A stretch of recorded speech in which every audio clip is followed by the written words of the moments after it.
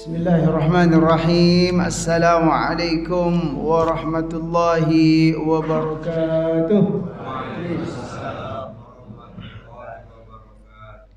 Alhamdulillahi rabbil alamin. Nahmadullaha ala ni'amihi bi jami'i mahamidih wa nuthni alayhi bi alaihi fi badi'il amri wa a'idih. ونشكره على وافر عطائه ورافده ونعترف بلطفه في مصادر التوفيق وموارده وأشهد أن لا إله إلا الله وحده لا شريك له وأشهد أن محمدا عبده ورسوله وصفيه من خلقه وحبيبه بلغ الرسالة وأدى الأمانة ونصح الأمة وكشف الله به الغمة وجاهد في الله حق جهاده حتى أتاه اليقين وتركنا على المحجة البيضاء ليلها كنهارها لا يزيغ عنها إلا هالك اللهم صل وسلم وبارك على نبينا محمد وعلى آله وصحبه أجمعين أما بعد فقال الله تعالى في القرآن الكريم أعوذ بالله من الشيطان الرجيم بسم الله الرحمن الرحيم فتعالى الله الملك الحق ولا تعجل بالقرآن من قبل أن يقضى إليك وحيه وقل رب زدني علما وقل رب زدني علما صدق الله العظيم. Jamaah yang dimuliakan oleh Allah Subhanahu wa taala, mari kita meningkatkan ketakwaan dan rasa syukur kehadiran Allah Subhanahu wa taala atas segala nikmat yang telah dikaruniakannya kepada kita, kepada kedua orang tua kita dan kepada seluruh hamba yang kita sayangi dalam hidup ini. Salawat dan salam semoga selalu disampaikan oleh Allah kepada baginda Nabi Muhammad sallallahu alaihi wasallam. Allahumma salli wa sallim wa barik ala nabiyyina Muhammad wa ala alihi wa sahbihi ajma'in.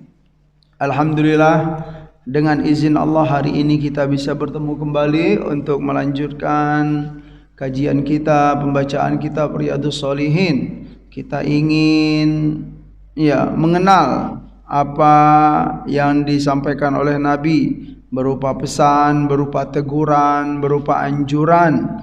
Kita tidak ingin selama hidup ini kita tidak kenal dengan Rasulullah sallallahu alaihi wasallam beserta ajaran-ajarannya, karena kita meyakini barang siapa yang selama di dunia ini mengamalkan ajaran-ajaran Rasulullah sallallahu alaihi wasallam, kemudian berteman, bergaul dengan hamba-hamba yang dicintai oleh Allah Subhanahu wa taala, maka di akhirat nanti dia akan dikumpulkan oleh Allah Subhanahu wa taala bersama orang-orang yang ia cintai juga. Semoga hadis-hadis yang kita dengar dari Rasulullah sallallahu alaihi wasallam kita diberi kekuatan oleh Allah Subhanahu wa taala untuk mengamalkannya. Amin, Allahumma amin. Jamaah sekalian yang dimuliakan oleh Allah Subhanahu wa taala, kita masih berada pada babu bayani kathrati turuqil khair, masih dalam bab tentang begitu banyaknya jalan untuk berbuat kebaikan. Masih banyak masih tentang hadis-hadis tentang itu. Alhamdulillah. Baik, kita lanjutkan. Sebelumnya hadis yang terakhir kita bacakan yaitu hadis yang ke-14 dalam bab ini. Sebentar jamaah sekalian, dari siapa ini? Dari Abu Hurairah.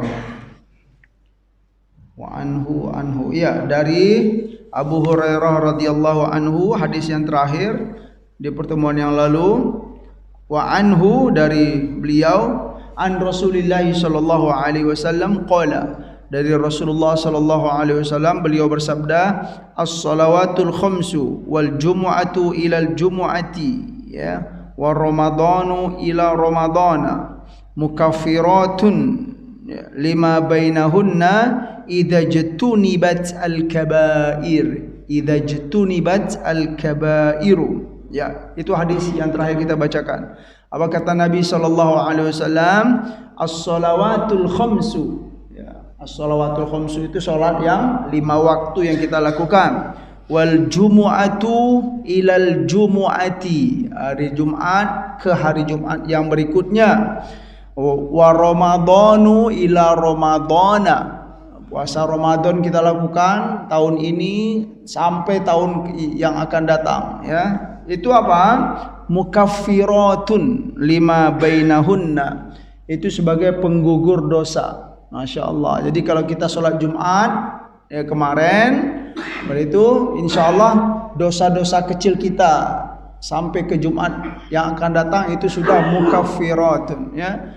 Ya sudah terhapus oleh amal kita di hari Jumat tersebut. Ya, Ramadan. Siapa yang sungguh-sungguh Ramadan tahun kemarin, berarti apa? Sampai tahun yang akan datang itu sudah dihapus. Subhanallah, ya. Itu penggugur semua jemaah sekalian yang dimuliakan oleh Allah Subhanahu wa taala. Tetapi dalam hadis ini ada syarat. Apa syaratnya? Idza jutunibat al-kabair. Dengan syarat kita tidak berbuat dosa besar. Artinya apa? Dosa yang diampuni oleh Allah itu, yang gugur itu dosa-dosa kecil, ya. Nah, makanya itu dari apa? Jadi syarat kalau kita tidak melakukan dosa-dosa besar. Berarti ini penting bagi kita, ya. Apa itu dosa besar? Kan begitu Pak ya. Mana saja yang dosa-dosa besar itu juga ada dalam hadis Nabi sallallahu alaihi wasallam. Seperti dalam hadis Nabi sallallahu alaihi wasallam, ijtanibu as-sab'al mubiqat, kata Nabi sallallahu alaihi wasallam dalam hadis yang sangat terkenal sekali. Ijtanibu as-sab'al mubiqat, hindarilah dalam hidup ini, kata Nabi, berusahalah semampunya, ya, untuk menghindari, ya, ijtanibu, atau jangan pernah melakukan ini. Itu kata Nabi, ya, as-sab'al mubiqat, 7 perkara. Al-mubiqat itu makna lainnya adalah al-muhlikat. Mubiqat kata lainnya adalah muhlikat. Muhlikat itu adalah yang membinasakan kita, yang menghinakan kita. Ya, kita misalnya menjadi orang yang terpandang, misalnya kan, melakukan salah satu di antara 7 perkara ini, down, nggak ada nilai sama sekali. Gitu loh Pak ya, subhanallah. Apa itu asyirku billah, asyirik yang pertama, ya. Nanti silakan lihat, ya, jamaah sekalian, gitu kan, 7 perkara yang membinasakan hamba. Itu al-mubiqat, asyirik, kemudian as-sihir, ya, termasuk juga kemudian qatlun an-nafs, ya, bighairil haq, membunuh diri, ya, membunuh diri, baik itu membunuh orang ataupun bunuh diri sendiri, ya, karena tekanan hidup yang sangat dahsyat sekali, gitu kan, enggak tahan lagi, mati aja laku, mati aku, gitu kan, nusuk-nusuk. Itu enggak boleh dalam Islam, ya. Kemudian makan harta anak yatim juga termasuk, ya. Kemudian apa lagi? Ya, Masya Allah, menuduh orang-orang yang soleh, yang dikenal baik dalam dalam masyarakat, kemudian kita tuduh dia berselingkuh. Itu dosa besar, ya. Kemudian lari dalam peperangan, itu dalam hadis riwayat ini, gitu kan. Dalam hadis-hadis yang lain, ya, tentu kita bertanya gitu, bagaimana? Berarti cuma 7 itu ya dosa besar, ya. Ya makanya gitu loh, hadis itu bukan dibaca satu hadis saja, gitu loh Pak. Banyak sekali hadis-hadis tentang ini, dan hadis itu satu sama lainnya akan melengkapkan. Ya, bukan berarti dosa-dosa besar itu hanya 7 saja. Kalau dalam hadis ini iya 7, tetapi dalam hadis lain, seperti apa? Minum khamar. Dalam hadis yang kita bacakan tadi itu minum khamar tidak ada, tapi dalam hadis yang lain ada. Ya Pak ya. Uququl walidain, durhaka kepada kedua orang tua. Durhaka kepada kedua orang tua itu termasuk dosa besar. Sekalipun dalam hadis yang kita baca tadi itu tidak ada, tapi dalam hadis lain ada dikatakan. Apalagi kalau dikeluarkan dengan Al-Quran, ya, seperti dalam surat Al-Isra ya, wa qada rabbuka alla ta'budu illa iyyah wa bil walidaini ihsana imma yablughanna indakal kibar ya ahaduhuma aw kilahuma fala taqul lahumā uff wa la tanharhuma wa qul lahumā qawlan karīmā wakhfid lahumā janāha dhulli minar rahmah wa qur rabbirhamhuma kama rabbayani shaghira. Itu tentang apa? Birrul walidain ya, dalam Al-Qur'an. Ajaran Al-Qur'an sangat mulia sekali. Fala taqul lahumā uff. Jangan sekali-kali kamu ya berucap kepada kedua orang tua kamu itu uff. Uff itu gitulah. Dalam Al-Quran ya, ngomong kasar saja nggak boleh kepada ayah ibu kita ya. Makna lainnya apa? Apalagi memukul ya, menendang orang tua atau sampai membunuh orang tua. La ilaha illallah ya. Ngomong kasar saja tidak boleh. Sungguh mulia sekali. Nah, itu contoh-contoh. Jadi kata Nabi SAW ya, ijtanibu as-sab'al mubiqat. Nah, ya, mau enggak mau kalau kita mengait-ngaitkan masalah ini ya dengan syarat apa kata Nabi? Tidak melakukan al-kabair. Dia tidak melakukan dosa-dosa besar. Nah, berarti ini kita dituntut juga ya. Secara tidak langsung kita itu diperintahkan oleh Nabi ngaji, kata Nabi SAW. Tuntutlah ilmu agar kita tahu mana dosa-dosa besar, gitu. Mana yang yang termasuk dosa-dosa kecil. Nah, itulah gunanya kita mendengarkan hadis-hadis Rasulullah SAW. Selain dari Al-Quran, pasti Al-Quran sumber pertama, kemudian penjelasan Al-Quran itu ada dalam hadis Rasulullah SAW. Jemaah sekalian yang dimuliakan oleh Allah Subhanahu Wa Taala, hari ini kita akan membacakan hadis yang baru. Juga dari sahabat yang dikenal dengan Abu Hurairah radhiyallahu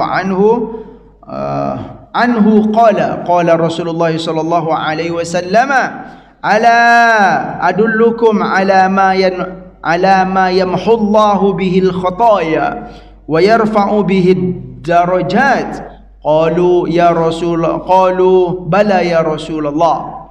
Dalam hadis ini Rasulullah SAW menyampaikan sesuatu yang agak menarik kepada para sahabat.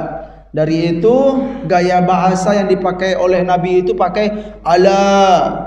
Allah itu istilahnya kata-kata yang mengundang perhatian. Ada sesuatu yang penting di balik ini. Allah, kata Nabi. Allah.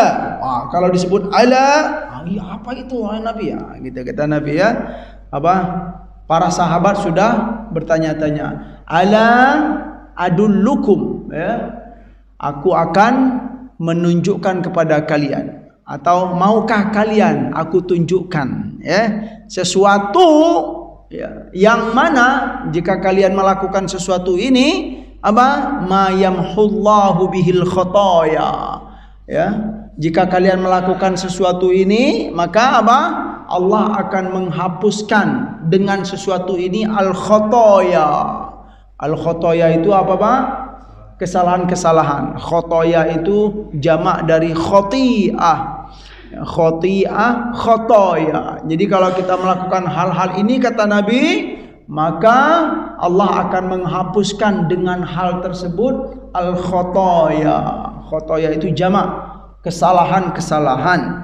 Wa yarfa'u bihi ad-darajat. Kemudian selain kesalahan-kesalahan, dosa-dosa digugurkan, kemudian diangkat derajat oleh Allah Subhanahu wa taala.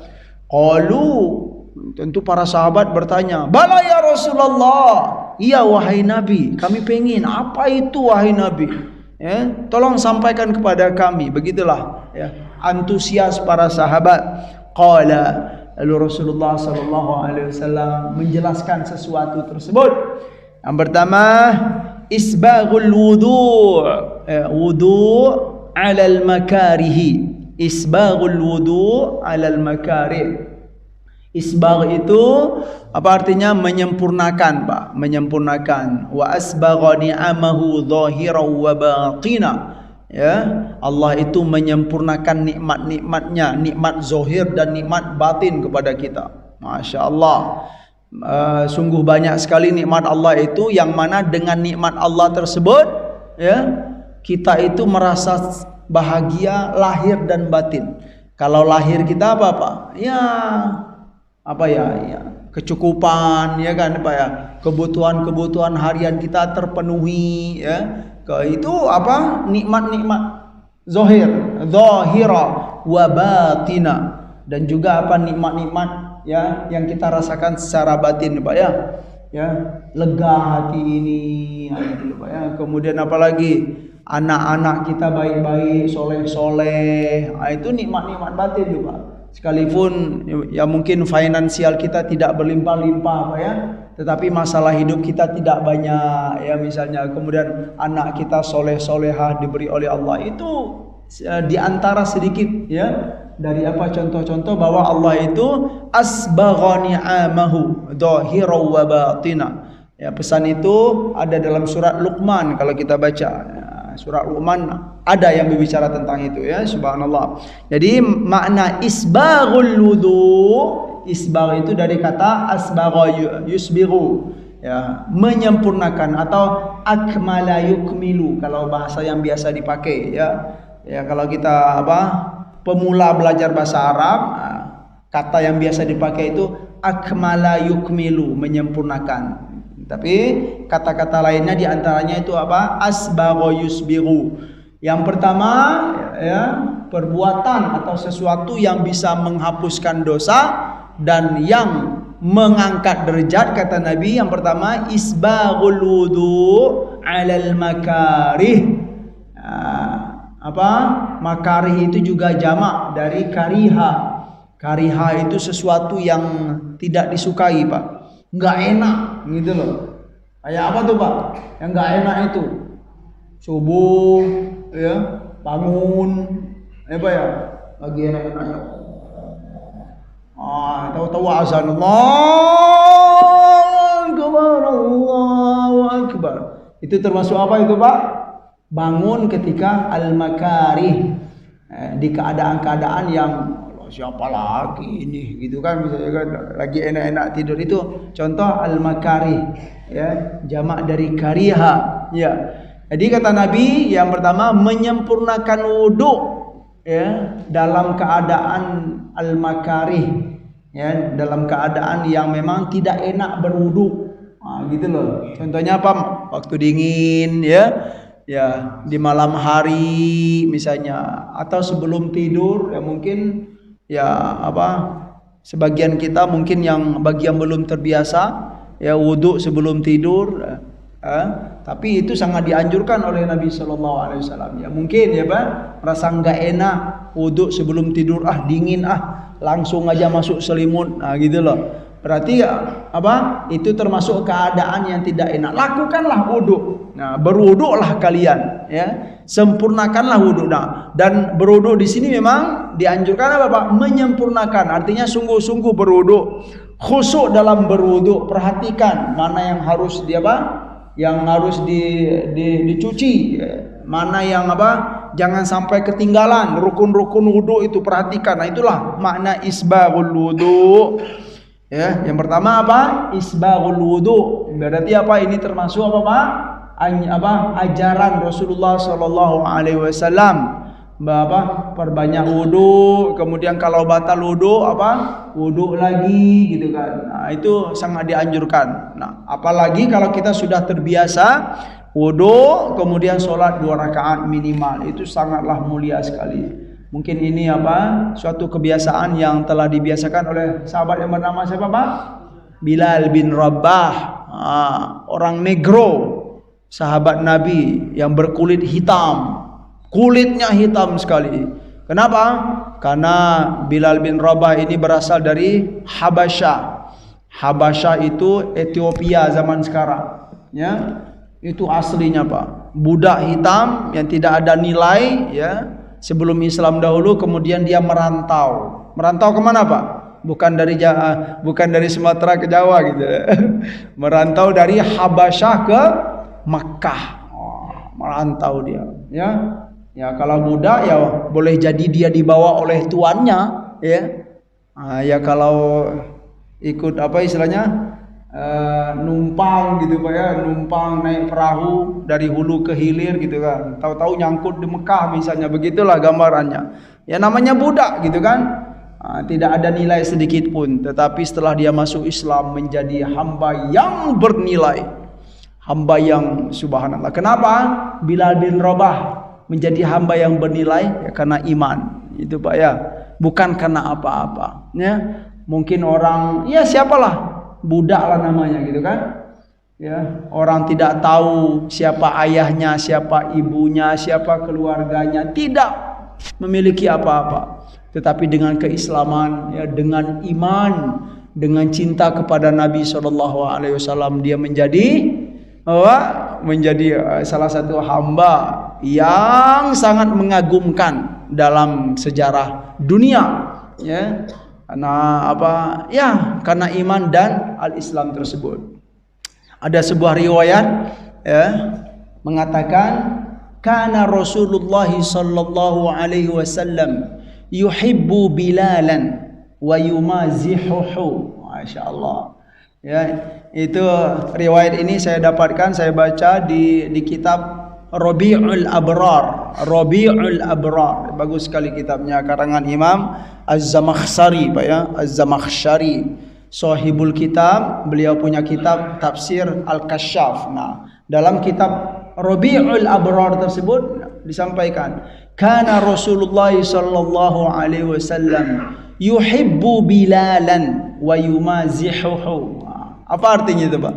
Bahwa Rasulullah sallallahu alaihi wasallam yuhibbu Bilalan, cinta kepada Bilal. Wah, gimana tuh kebahagiaan begitu Pak ya? Rasul ya, hamba yang terbaik ya. Kemudian apa? Dia mencintai seseorang, cinta kepada Bilal.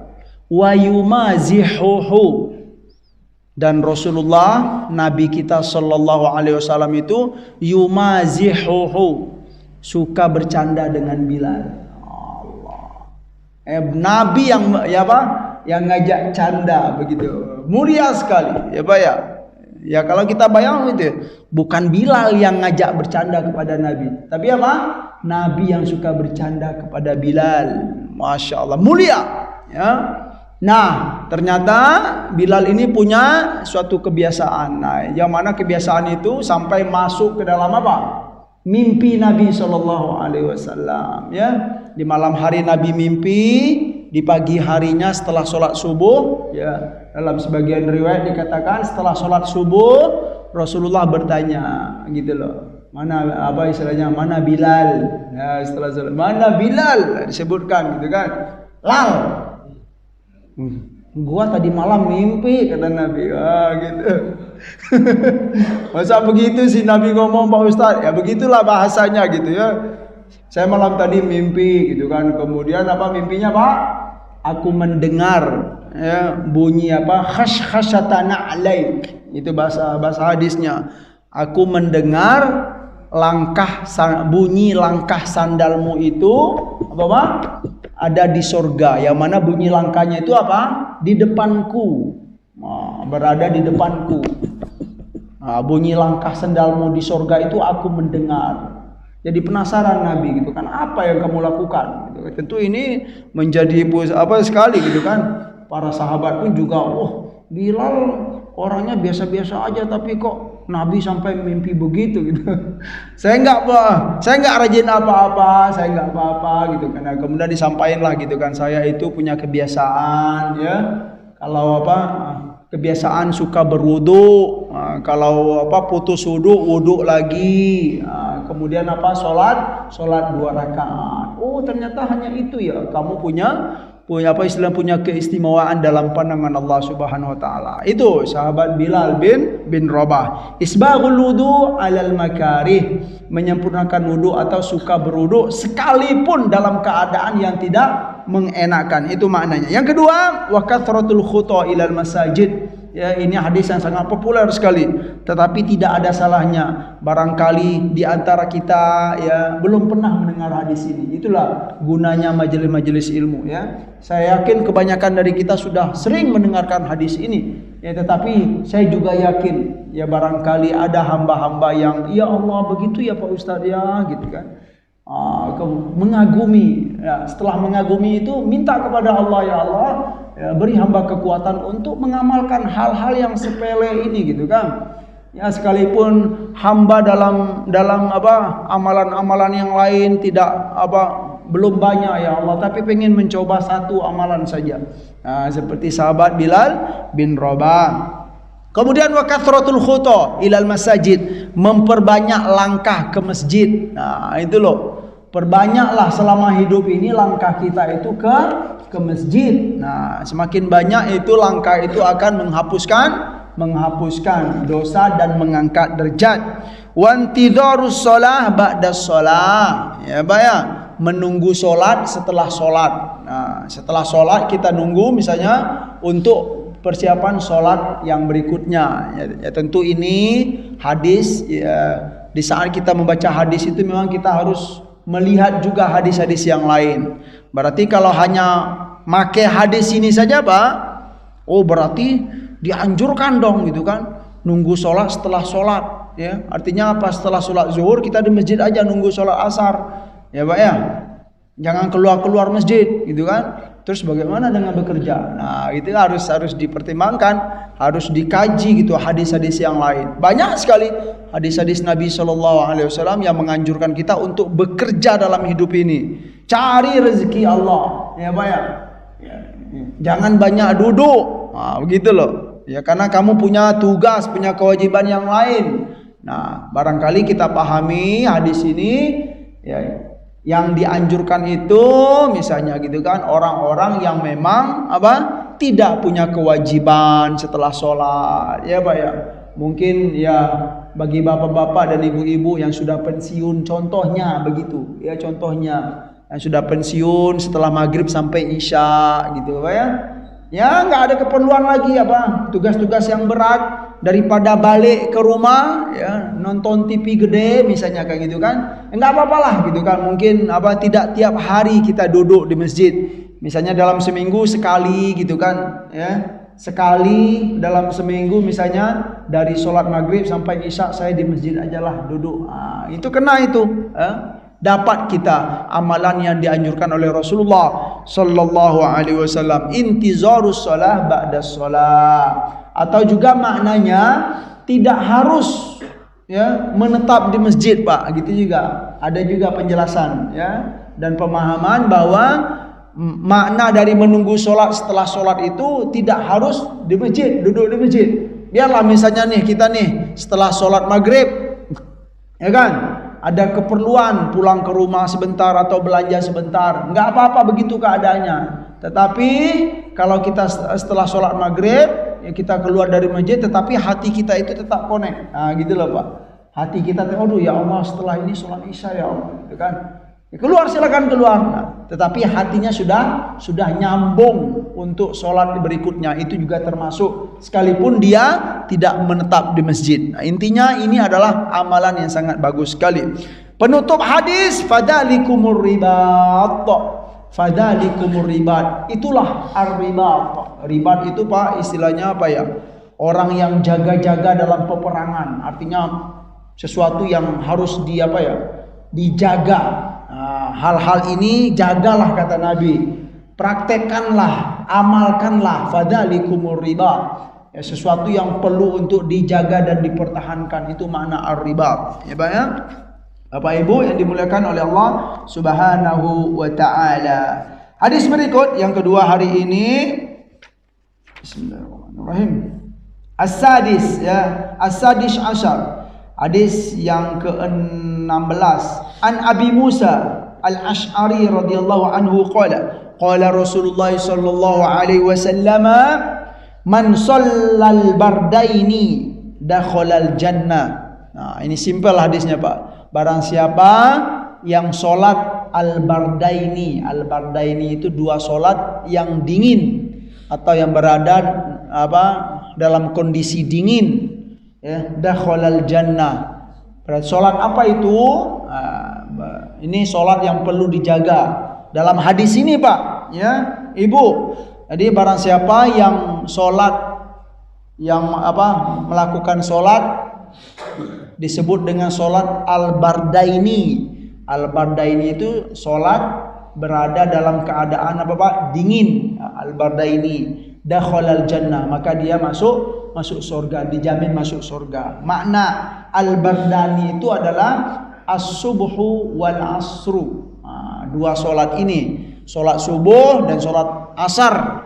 Kenapa solat subuh dan solat asar itu disebut dengan dua solat yang dingin? Pastilah, kalau subuh pasti Pak ya, dingin, ya mau solat subuh, itu memang harus perjuangan sekali. Kemudian bagaimana dengan solat al-asar? Asar itu termasuk juga, ya, disebut dengan solat yang dingin, ya. Sederhananya asar itu kan ujung dari siang kita, ujung dari siang kita. Ya, selama dari pagi dan siang kita sibuk bekerja. Di waktu asar itulah kita waktu untuk istirahat. Senang sekali, rebahan misalnya gitu Pak ya, waktu asar. Memang waktu untuk bermalas-malasan, untuk santai-santai. Di saat itu kita mau sholat asar. Itu kan berat ya, perjuangan. Pilih istirahat dahulu atau sholat asar dahulu. Nah gitu loh. Barang siapa yang menjaga sholat ini, sholat dua yang dingin, sholat subuh dan sholat asar, ya dakhalal jannah kata Nabi, maka dia dijamin untuk masuk surga. Wah. Berarti kalau maksudnya Pak, bukan hanya ini perlu ini sholat subuh dan asar saja gitu, maghrib nggak perlu gitu kan, bukan itu maknanya. Yang lain dijaga juga, tetapi dua sholat ini punya kelebihan. Sholat yang lain juga seperti sholat sholat al-isya dan subuh dalam hadis yang lain, sholat yang paling berat bagi orang munafik untuk melakukannya, ya Pak. Sholat subuh dan sholat al-isya, ya.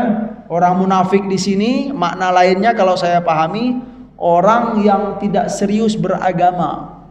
Nah, itu loh Pak. Dia muslim, kita muslim, misalnya saya nih ngaku muslim, ya. Tapi ternyata saya itu nggak serius beragama. Nah, kalau pengen nguji ya keseriusan dalam beragama, nah kata Nabi SAW, lihat sholat subuhnya seorang hamba dan sholat isyanya, karena itu berat dilakukan.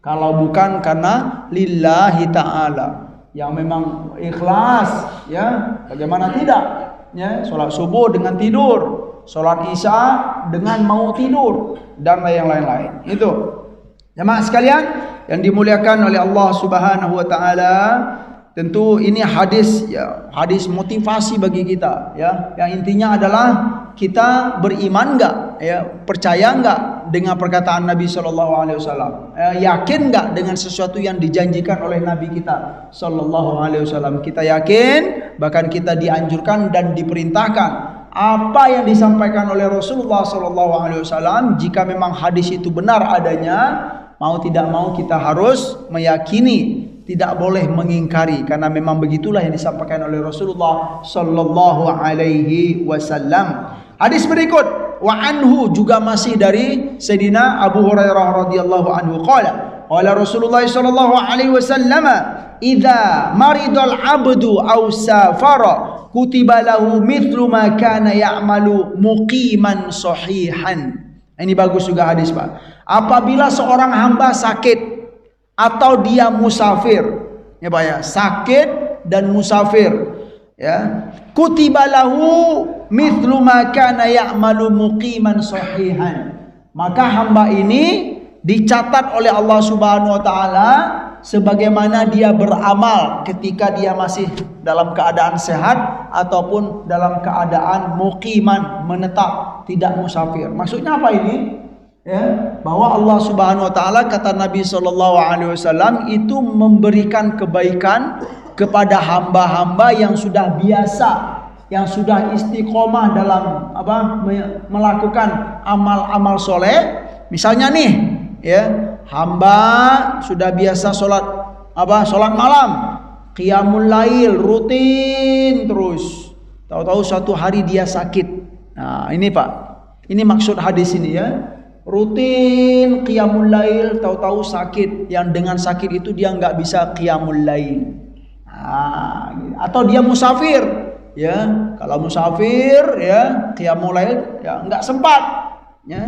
Tapi dia memang rutin nih, ya, istiqomah kalau bahasa kitanya, atau dawam atau mudawamah.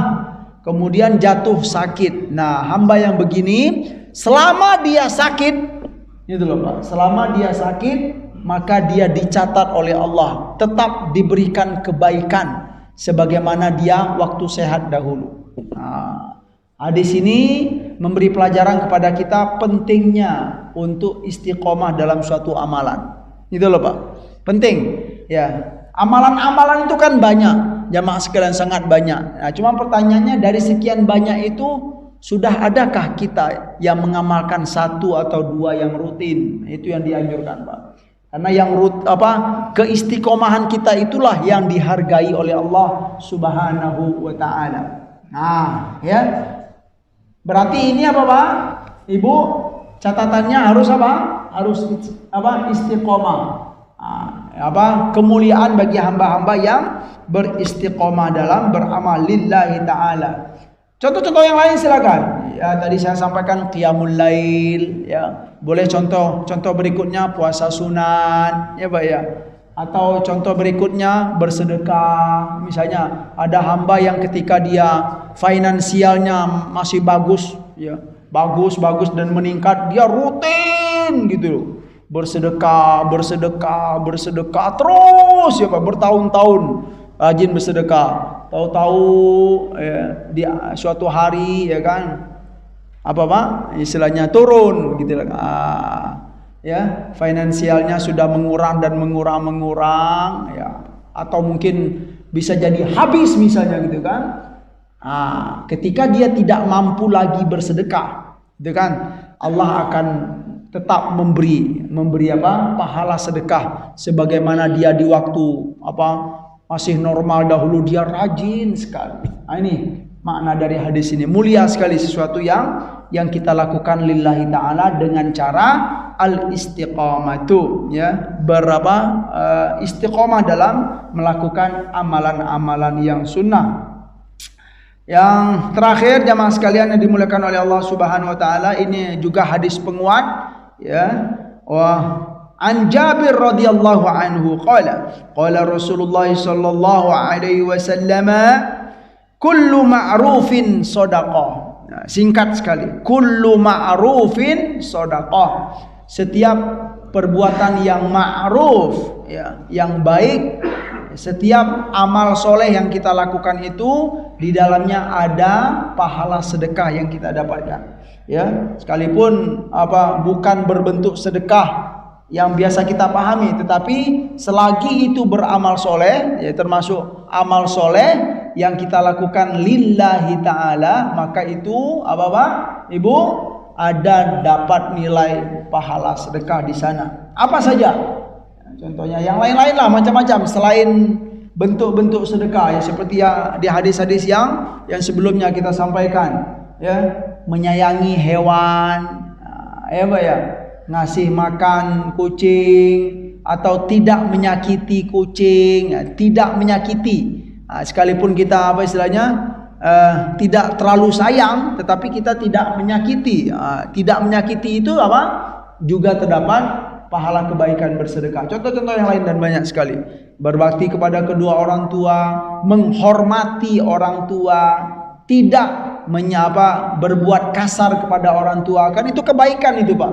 Tidak berlaku kasar kepada kedua orang tua, ada pahala sedekah. Nah, apalagi kalau kita berbuat baik. Kalau berbuat baik sudah pastilah. Ini saja, tidak berbuat kasar misalnya, bersikap kasar kepada kedua orang tua, itu termasuk kullu ma'rufin shadaqah yang disampaikan oleh Rasulullah sallallahu alaihi wasallam. Jamaah sekalian yang dimuliakan oleh Allah Subhanahu wa taala, satu, 2, 3, dan 4. Alhamdulillah hari ini kita sudah mendengarkan hadis Rasulullah SAW, 4 hadis. Semoga itu bermanfaat terutama bagi kami yang menyampaikan dan buat kita semua yang mendengarkan. Mohon maaf hari ini saya mungkin tidak sempat untuk sampai syuruk jamaah sekalian, karena memang ada acara, saya sedang ada acara selama 5 hari gitu kan di Jakarta sana, dan mulainya harus jam 7.30